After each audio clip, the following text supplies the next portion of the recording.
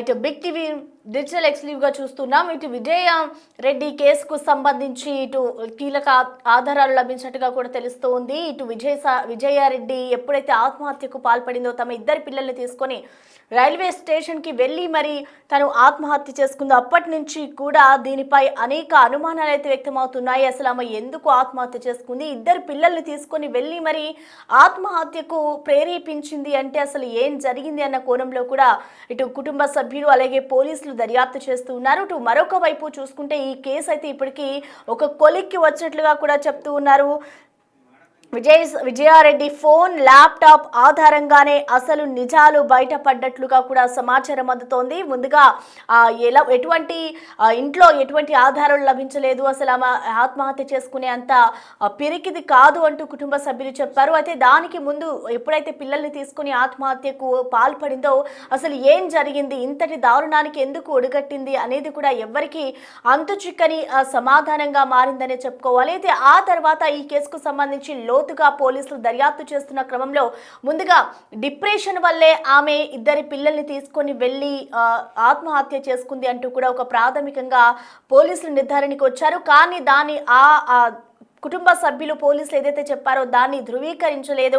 ఇంకా వేరే కారణాలు ఉన్నాయి, దీనిపై విచారణ చేయాలి అంటూ వారు డిమాండ్ చేయడంతో ఇప్పుడు ఆమె ఫోన్ ల్యాప్టాప్ల ఆధారంగానే అసలు విషయాలు బయటపడే అవకాశాలు అయితే కనిపిస్తున్నాయి. మొత్తంగా విజయారెడ్డి కేసుకు సంబంధించి ఒక విచారణ అయితే కొలిక్కి వచ్చిందని చెప్పుకోవాలి. ఇటు అసలు నిజాలు బయటపడ్డట్లుగా కూడా సమాచారం అందుతుంది. అయితే కేసులో ఉన్న వారి అనుమానం ఉన్న వారిలో ఇటు విజయారెడ్డి అన్న, అమ్మ, భర్తతో పాటు మొత్తం 38 మందిని అయితే ప్రస్తుతం పోలీసులు విచారించారు. అయితే ఆత్మహత్యలకు గల కారణాలపై అన్ని ఆధారాలు సేకరించినట్లుగా కూడా సమాచారం అందుతోంది. అయితే దాదాపు ఈ ఘటనకు సంబంధించి ఇవాళే పోలీసులు అన్ని వివరాలు వెల్లడించే అవకాశాలు ఎక్కువగా కనిపిస్తూ ఉన్నాయి.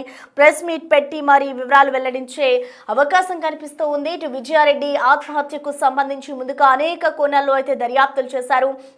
ఎక్కడ వాళ్ళ ఆఫీస్లో కానివచ్చు, ఇటు చుట్టుపక్కల అదే కమ్యూనిటీకి సంబంధించిన వాళ్ళు, స్నేహితులు, బంధువులు అందరి దగ్గర కూడా విజయారెడ్డి ఎటువంటిది అనేది సమాచారాన్ని అయితే సేకరించారు. తన భర్త దుబాయ్లో ఉంటారు, కానీ ఇద్దరి పిల్లల్ని చూసుకోవడం అండ్ అలాగే ఆమె వర్కింగ్ ఉమెన్ కాబట్టి ప్రతి ఒక్కటి కూడా ఆమె హ్యాండ్ ఓవర్ నుంచే నడుస్తూ ఉండేది. సో ఈ క్రమంలోనే ఆమె ఒక మనస్తాపానికి గురై ఒక స్ట్రెస్కి గురయ్యడం వల్లే ఈ ప్రమాదానికి ఒడికట్టింది, ఆమె అందుకే ఆత్మహత్య చేసుకుంది అంటూ కూడా ముందుగా అనుకున్నారు. కానీ ఇప్పుడు ఈ కేసుకు సంబంధించి లోతుగా విచారణ చేసిన తర్వాత ఇటు సెల్ ఫోన్, ల్యాప్టాప్ ఆధారంగానే కొన్ని నిజాలు బయటపడ్డట్లుగా కూడా చెప్తూ ఉన్నారు. ఇటు ఇదే కేసుకు సంబంధించి ఇటు పోలీసులు కొంతమంది మీద అనుమానం వ్యక్తం చేశారు. తన తల్లి అలాగే విజయారెడ్డి అన్న, భర్తపై కూడా అనుమానం ఉండడంతో దాదాపు 38 మందిపై అయితే ఇటు పోలీసులు ప్రస్తుతం దర్యాప్తు చేస్తున్నారు. వారి వద్ద నుంచి సేకరించిన సమాచారం ఆధారంగా కూడా వాళ్ళు ఇవాళ అసలు నిజాలు బయటపడే అవకాశాలు ఎక్కువగా కనిపిస్తున్నాయి. మరి దీనికి సంబంధించిన లేటెస్ట్ అప్డేట్స్ ఏ విధంగా ఉన్నాయనేది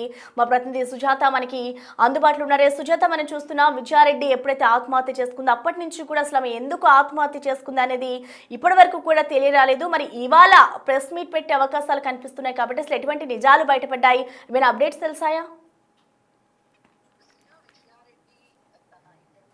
అయిపోయి 12 రోజులు గడుస్తుంది. పోలీసులు విచారణ కొనసాగిస్తున్నామని చెప్తున్నారు. అయితే ఈ కేసుకి సంబంధించి ప్రధానంగా ఎవరి మీద అనుమానాలు రాకపోవడానికి కారణము విజయారెడ్డి ఎలాంటి క్లూస్ అంటే వాళ్ళ కుటుంబ సభ్యుల మీద అనుమానం వ్యక్తం చేసేలాగా కానీ, లేకపోతే వాళ్ళ భర్త మీద, లేదు అని అంటే ఆఫీస్ లో పనిచేస్తున్నటువంటి వాళ్ళ మీద, బయట వ్యక్తుల మీద ఎలాంటి అనుమానాలు ఉన్నట్లుగా ఎలాంటి ఎవిడెన్స్ లేకపోవడం వల్ల ఈ కేసు అనేది పోలీసులకి పెద్ద చిక్కుముడిగానే మారిందని చెప్పుకోవచ్చు. అయితే ప్రధానంగా తను వాడినటువంటి ల్యాప్టాప్, మొబైల్ అండ్ ఫోరెన్సిక్ కి పంపించారు. అందులో ఉన్నటువంటి డేటా ఆధారంగా కొన్ని ఎవిడెన్స్ ని కలెక్ట్ చేసినట్లు తెలుస్తుంది. అయితే ఒకవైపు విజయారెడ్డి కేసు కి సంబంధించి ఇన్వెస్టిగేషన్ అంటే ల్యాప్టాప్, మొబైల్ ఫోరెన్సిక్ కి పంపించారు, ఇంకా రాలేదు అని చెప్పేసి ఫోరెన్సిక్ రిపోర్ట్ చెప్తున్నప్పటికీ ఈ మధ్యలోనే నాంపల్లి ఫోరెన్సిక్ ల్యాబ్ లో చెలరైనటువంటి మంటల వల్ల అక్కడ ఉన్నటువంటి ఎవిడెన్స్ అన్ని చాలా కేసులకి కి సంబంధించి ఫోరెన్సిక్ కి పంపించినటువంటి ల్యాప్టాప్స్ కావచ్చు, మొబైల్స్ కావచ్చు, అదేవిధంగా కొంత ఎవిడెన్స్ అంతా కూడా కాలిపోయింది. అయితే విజయారెడ్డి కేసు కి సంబంధించి అక్కడే ఇవన్నీ కాలిపోయాయా లేదు అని అంటే ముందస్తుగానే ఆ ఎవిడెన్స్ కలెక్ట్ చేసుకున్నారా, ఫోరెన్సిక్ రిపోర్ట్ వచ్చిందా అనే దాని మీద పలు అనుమానాలు వ్యక్తం అవుతున్నాయి. అయితే విజయారెడ్డి కేసు కి సంబంధించి దాదాపు 34 మందికి పైగానే స్టేట్మెంట్ ని రికార్డ్ చేశారు. అంటే వాళ్ళ కుటుంబ సభ్యులతో పాటు ఆఫీస్ లో పనిచేస్తున్నటువంటి కొలీగ్స్, ఇంటి పక్కన ఉన్నటువంటి వాళ్ళ ఆ స్టేట్మెంట్ తో పాటు వాళ్ళ పిల్లలు చదువుతున్నటువంటి కాలేజ్ లో ప్రిన్సిపల్ కావచ్చు, అదేవిధంగా కొంతమంది స్టూడెంట్స్ స్టేట్మెంట్ కూడా రికార్డ్ చేశారు. అయితే వాటి ఆధారంగా ఈ కేసుని దర్యాప్తు కొనసాగుతుందని పోలీసులు చెప్తున్నారు. అయితే ఈ రోజు ఈ ఫోరెన్సిక్ రిపోర్ట్ అనేది నిజంగానే ముందస్తుగా వచ్చిందా లేదు అని అంటే నాంపల్లి లో జరిగినట్టు ఫోరెన్సిక్ లో జరిగినటువంటి అగ్ని ప్రమాదంలో ఆ రిపోర్ట్ అంతా కూడా కాలిపోయిందా అనేది ఒక స్పష్టత వచ్చే అవకాశం ఉంటుంది. కానీ పోలీసులు ఈ రోజు ప్రెస్ మీట్ పెట్టి విజయారెడ్డి సూసైడ్ చేసుకోవడానికి కారణాలు ఏంటి అని చెప్పే ఛాన్స్ అయితే చాలా స్పష్టంగా కనిపిస్తుంది. పోలీసులు ఏం చెప్తారంటే మొబైల్ అదేవిధంగా ల్యాప్టాప్ ఆధారంగా ఉన్నటువంటి ఎవిడెన్స్ ద్వారా చెప్తారా, లేదంటే వాటికి సంబంధించి ఎవిడెన్స్ అంతా కూడా ఫోరెన్సిక్ ల్యాబ్ లో కాలిపోయి ఉంటే మాత్రము ఈ కేసుకి సంబంధించి ఇంకా కొంతవరకు దర్యాప్తు అనేది ఈ రోజు ప్రెస్ మీట్ లేకుండా ఇంకా పోలీసులు అన్ని కోణాల్లో దర్యాప్తు చేసే అవకాశం అయితే అదే కనిపిస్తుంది. సుజాత, ఎస్, అంటే ముందుగా ఎప్పుడైతే విజయారెడ్డి ఆత్మహత్య చేసుకుందో నిన్నటి వరకు కూడా ఆమె డిప్రెషన్కే కారణం ఈ ఆత్మహత్యకి, వేరే కారణాలు లేవు అంటూ కూడా ఇటు పోలీసులు ఒక ప్రాథమికంగా నిర్ధారణకు వచ్చారు. మరి దానికి సంబంధించి అసలు కుటుంబ సభ్యులు ఏం చెప్తున్నారు? ఇప్పుడు వాళ్ళ స్టేట్మెంట్ని కూడా రికార్డ్ చేస్తారు కాబట్టి అసలు కుటుంబ సభ్యులు ఎవరి మీదైనా అనుమానం వ్యక్తం చేస్తున్నారా?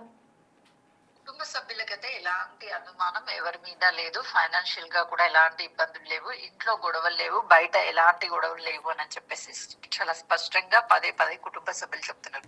పోలీసులు తను డిప్రెషన్ తో చనిపోయింది అని చెప్పారు, ప్రాథమికంగా నిర్ధారించారు అని చెప్పినటువంటి వార్తల్ని కూడా వాళ్ళ కుటుంబ సభ్యులు ఖండిస్తున్నారు. పోలీసులు మాకు ఎలాంటి ఇన్ఫర్మేషన్ ఇవ్వలేదు, ఎందుకు చనిపోయింది అనేది కేసు దర్యాప్తు కొనసాగుతున్నటువంటి టైంలో చాలా మంది కేసుని తప్పుదారి పట్టించడానికి అనేక మంది మీడియా వాళ్ళు అనేక వార్తలు రాస్తున్నారు.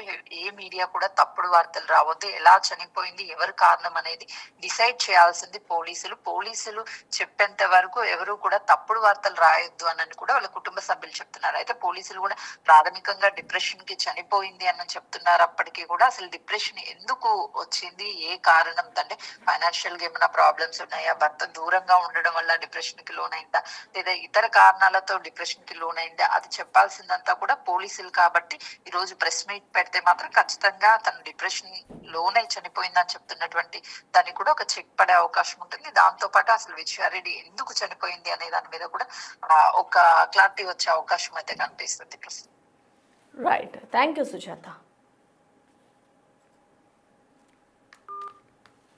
రైట్, మొత్తానికి చూసుకోవచ్చు ఇటు విజయారెడ్డి కేసు విచారణకి సంబంధించి ఒక కొలిక్కి వచ్చే అవకాశం కనిపిస్తోంది. ఇవాళ ఏదైతే తన అన్న అలాగే భర్త అమ్మని ప్రస్తుతం అయితే పోలీసులు విచారించారు. దాదాపు ఇటు ఆఫీస్లో పనిచేస్తున్న తమ కొలీగ్స్ వద్ద నుంచి కూడా దాదాపు 38 మంది వద్ద ఇటు పోలీసులు అయితే కొన్ని రికార్డ్స్ని వాళ్ళ వద్ద నుంచి సమాచారాన్ని సేకరించి వాటి ఆధారంగా అసలు ఆమె ఎందుకు ఆత్మహత్యకు ప్రేరేపించింది, ఇద్దరు పిల్లల్ని తీసుకుని మరి ఆత్మహత్యకు పాల్పడిందంటే అసలు దాని వెనక ఎటువంటి కారణాలు ఉన్నాయి అనే దానిపై అయితే ఇవాళ ప్రెస్ మీట్ లో పోలీసులు వెల్లడించే అవకాశాలు కనిపిస్తున్నాయి. ముందుగా అనేక కోణాల్లో అయితే దీనిపై దర్యాప్తు చేశారు. నిన్నటి వరకు కూడా ఆమె డిప్రెషన్ తోనే చనిపోయింది, ఎందుకంటే ఇంట్లో ఎటువంటి భేదాలు లేవు, ఇటు ఆర్థికంగా కూడా ఎటువంటి కష్టాలు లేవు. సో అలాంటి ఆమె ఇలా పిల్లల్ని తీసుకొని వెళ్ళి మరి ఆత్మహత్యకు పాల్పడింది అంటే దాని వెనుక వేరే కారణాలు ఉన్నాయి అంటూ కూడా అందరూ అనుకున్నారు. సో మొత్తానికి నిన్న పోలీసులు దాన్ని డిప్రెషనే ఒక కారణం అంటూ కూడా ప్రాథమికంగా నిర్ధారించిన అనంతరం ఇటు వాళ్ళ విజయారెడ్డి తల్లిదండ్రులు కానివచ్చు, విజయారెడ్డికి సంబంధించిన బంధువులంతా కూడా దాన్ని కొట్టిపారేశారు. మాకు ఎటువంటి సమాచారం ఇవ్వకుండా పోలీసులు ఎలా నిర్ధారిస్తారు అంటూ కూడా వాళ్ళు పోలీసులు నిలదీశారు. సో అనంతరం జరిగిన పరిణామాలను మనం చూసుకుంటే ఇటు వాళ్ళ చుట్టుపక్కల ఎవరైతే ఉంటారో వాళ్ళ మీద అనుమానం ఉన్న వాళ్ళందరినీ కూడా ఇటు పోలీసులు విచారించారు. విచారించిన అనంతరం వాళ్ళ స్టేట్మెంట్స్ రికార్డ్ చేశారు. మరి రికార్డ్ చేసిన తర్వాత ఇవాళ దీనికి సంబంధించి అయినా ఆమె ఆత్మహత్యకు సంబంధించి అసలు కారణాలు తెలుస్తాయా, ఇవాల్టితో ప్రెస్ మీట్ లో అసలు ఎలాంటి విషయాలు వెల్లడవుతాయి అనేది కూడా వేచి చూడాలి.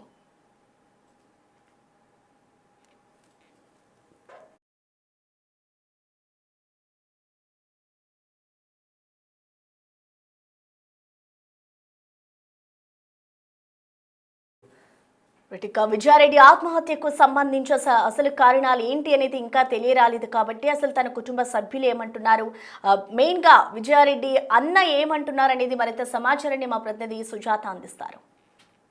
చెల్లి కాంటాక్ట్ లో మీ పేరు విలన్ అని పెట్టుకుంది, మీరంటే భయపడుతుంది అని చెప్తున్నారు. నిజంగా విలన్ అనే ఉంటుందా మీ పేరు? విలన్ కాదండి, విలన్ కాదు, హిట్లర్ అని పెట్టుకుంటుంది చెల్లి. హిట్లర్ అంటే హిట్లర్ మూవీలో చిరంజీవి లాగా మా అన్నయ్య అనుకుంటుంది. అందరికి చెప్పేది విలన్ మూవీలో హిట్లర్ మూవీలో చిరంజీవి క్యారెక్టర్ అని అనుకుంటుంది. నా పేరు కూడా అదే కాబట్టి మా చెల్లె అట్లా పెట్టుకుంటుంది హిట్లర్ అని.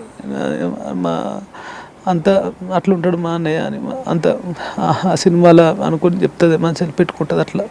ఫైనల్గా అండి, ఎందుకంటే మీ కుటుంబాన్ని కోల్పోయి మీరు బయటికి రాలేనటువంటి సిచ్యువేషన్లో ఉన్నారు, కానీ అనేక వార్తలు మీ మీద ఆరోపణలు, అంటే చిరంజీవిని విచారించాలి, తల్లిని విచారించాలి, వాళ్ళిద్దరిని విచారిస్తేనే అన్ని విషయాలు వస్తాయని చెప్పేసి పదే ట్రోల్ చేస్తూ ఉన్నారు.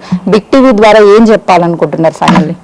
నేను మీ ద్వారా నేను చెప్పాల్సుకున్నానంటే ఆల్రెడీ కుటుంబాన్ని కోల్పోయినామంటే మీ ఈ యూట్యూబ్ మీద ఏదో చిల్లర పైసలు సంపాదించుకుందామని మీరు పెట్టుకొని చేసుకోండి, కానీ ఏదన్నా సమాజానికి పనికొచ్చే వీడియోలు చేయండి, ఏదన్నా కార్యక్రమాలు చేపట్టండి. కానీ ఏదో ఏమిటికి ఏం తెలియదు, అది ఏమేమో ఛానల్ అంట, ఏందో అది ఎందుకు పెడుతురు, రోజుకో మాట పూటకో మాట, పెద్ద ఛానళ్ళు కూడా అని తెలుసుకొని గ్రౌండ్ రిపోర్ట్ తెలుసుకొని పోలీస్ వారి దగ్గరికి మేమే నేను మా మదరే వెళ్ళి మేమే డీటెయిల్స్ అడిగినాం, మేమే అడిగిన సార్ వాళ్ళు కూడా చాలా బాధపడతారు. తెలుసుకుంటారు కండి వాళ్ళు కూడా, తెలుసుకోరా గ్రౌండ్ రిపోర్ట్ ఏంది, వాళ్ళు ఏంది, నా గురించి ఏంది, మేము ఏంది, మా పిల్లలు ఎట్లా చదువుకున్నాం తెలుసుకుంటారు కదా. ఇక్కడ జరిగింది మా చెల్లె అండి, ఫ్యామిలీ వైఫ్ అండ్ హస్బెండ్ కాదు, మా చెల్లె మా అల్లుడు కోడలు ప్లస్ మా మమ్మీ ఇక్కడ ఉండదు. అది మా విషయం. చెప్పింది వాస్తవమేనండి, ఎందుకంటే చాలా మంది ఇష్టానుప్రకంగా రాస్తున్నారు. ఏం జరిగింది అన్న విషయము మీకు, మీ తల్లికి, లేదంటే చనిపోయిన వాళ్ళని ఇలాగో తీసుకురాలేము కాబట్టి వాళ్ళకి జరుగుతుంది. కానీ ఇంకొక ఆరోపణ వస్తుంది, ఏంటి అని అంటే చనిపోయేటువంటి వారం రోజుల ముందు తల్లితో గొడవ అయ్యింది, అన్న తల్లి కలిసి ఆమెను బాగా కొట్టారు, అందుకే ఆమె డిప్రెషన్లోకి వెళ్ళింది, ఆ పిల్లల భవిష్యత్తు ఏంటి అని అర్థం కాక చనిపోయిందని కూడా ఆరోపణలు వస్తున్నాయి. లేదు, మా మదరు మా చెల్లి ఫ్రెండ్స్ లానే ఉంటాం, ప్లస్ నేను మా చెల్లె కూడా ఫ్రెండ్స్ లానే ఉంటాం. అందరూ కుళ్ళుకునేది, అరే అన్నయ్య చెల్లె అంటే ఇదేమో ఒక్కసారైనా కొట్లాడుకోరేంద్రా వీళ్ళు ఎట్లా, మా చుట్టాలలో కూడా అదే వీళ్ళు ఎట్లా కలిసి ఉంటారు, ప్రతి ఒక్కరికి అదే డౌట్ అండి. ఎంత అన్యాయంగా ఇప్పుడు దగ్గర పెళ్ళి కూడా 22 years దాటిపోతుంది కదండి. ఎవరైనా ఇప్పుడు మామూలుగా సంక్రాంతి దసరాకు చెల్లి వస్తే అయ్యో వచ్చిందా అని ఇంకోళ్ళు అనుకుంటారు, అయ్యో ఏముండాలి ఏం పెట్టాలని విచారంగా చూస్తుంటారు. మేము అట్లా కాదండి, మేము అసలు ఎంత అన్యోన్యంగా అంటే ఫ్రెండ్స్ లాగానే మేము కొట్టడం కానీ ఏది కానీ, ఆమెను మా చెల్లెని కొట్టడం అసలు అదే అండి. ఎందుకంటే ఆమెనే టైగర్, ఆమె మా ఇంట్లోనే టైగర్, ఆమె ఎట్లా చెప్తేనే అట్లా మా ఫ్యామిలీ నడుస్తుంది. అని ఇట్లా ఉండాలని, ఇట్లా చేసుకోవాలి బాగుపడాలి అని అంటే సరేనా అంటే నేను ఏదైనా సరే నేను ఇది రియల్ ఎస్టేట్ చేస్తున్నావు, జాబ్ కూడా చేసుకోరా అని చెప్పింది మా చెల్లె. జాబ్ కూడా ఎట్లా చేస్తావు కదా, ప్రతిరోజు ఉండే పని అయితే ఉంటుంది, జాబ్ కూడా చేయాలని లాస్ట్లో ఇట్లా కూడా చెప్పినాను, జాబ్ చేయాలని సరే అనుకున్నాను. నేను అంతకుముందు ఐటీలో వర్క్ చేశాను, 3 years వర్క్ చేశాను. సరే దాంట్లో పెద్ద విషయం ఏముంది, నాకు ఎప్పుడు ఆలోచన రాలే అని, నీకు ఇంత తెలియ ఉంది ఎందుకు ఐటీ ఫీల్డ్లో చేసినావు, నువ్వు రియల్ ఎస్టేట్ చేస్తున్నావు, సాటర్డే సండే కూడా నువ్వు చేసుకోవచ్చు కదా, నువ్వు ఏముంది వర్క్ ఫ్రమ్ హోమ్ మ్యాక్సిమం నీకు ఎక్కడైనా వస్తుంది. అట్లా సరే అనుకున్నామండి. అన్నీ బాగా ఆలోచన, మా అన్నయ్య ఇట్లుండాలి అట్లుండాలని బాగా మా మదర్తో కలలు కంటూ ఉంటుంది. వాడు ఉన్నాడు, అంత తెలివి ఉన్నాడు, వాడు అంత చదువుకుండు, ఇదేంది రియల్ ఎస్టేట్ ఏంది, ఇది ఉంది, ఎట్లా చేసుకోవచ్చు మనం, సాటర్డే సండేనో ఏమైనా ఎప్పుడైనా చేసుకోవచ్చు, లైఫ్ ఖరాబ్ చేసుకుని మంచి జాబ్ చేసుకోవాలి, ఇట్లా కలగలేదండి అని నేను అనేది. ఏదో ఒకటి చేసుకుంటున్నాం కదంటే రెండు చేసుకోవాలి, మనం రెండు చేసుకుంటే బతకగలుగుతాం. ఎందుకంటే చిన్నోడు ఉండు, చేసుకుంటే తప్ప నీకు ఇంగ్లీష్ బాగా వచ్చు, నీకు తెలివి ఉంది, ఎవరెవరో తెలివి తక్కువ వాళ్ళు వీళ్ళే మంచి జాబులు వేస్తారు, మేనేజర్ స్థాయిలో ఉన్నారు నీ ఫ్రెండ్స్ కూడా, నువ్వు చేసుకుంటే ఏమవుతుందంటే సరే అట్లా కూడా అనుకున్నాను, ఓకే అన్న నేను అట్లా ఆ విధంగా ఉంటామండి. ఇంకోటి ఏంటంటే మీ ఛానల్ ద్వారా మీరు అంటున్నారు, నేను ఎక్కడ చూడలేదు, కొంతమంది చెప్పారన్నమాట కొన్ని ఛానల్కి ఇట్లా చేస్తున్నాను. నేను కూడా ఎందుకంటే నేను స్పందించొద్దు అనుకున్నాను, ఎందుకంటే నా ఇల్లు మునిగిపోయిందండి. ఏం స్పందించాలండి, ఏదైనా బర్త్డేనా ఇంకోటా లేకుంటే నేను ఒక వీడియో తీసి పెట్టాను నీకు, నేను అసలు ఈ షాక్లో ఉన్నానండి. నేను అసలు తినబుద్ధి అవ్వట్లేదు, తాగబుద్ధి అవ్వట్లేదు, అసలు ఏం చేయాలో కూడా అర్థం కావట్లేదు, ఎవరికి చెప్పుకోవాలో కూడా అర్థం. నా దేవుడే కనిపిస్తే దేవుడిని అడగాలంటే, ఎందుకు తీసుకుపోయినా మా చెల్లిని, ఏం ప్రాబ్లం ఏంది నీకు అని అడుగుదామనుంది.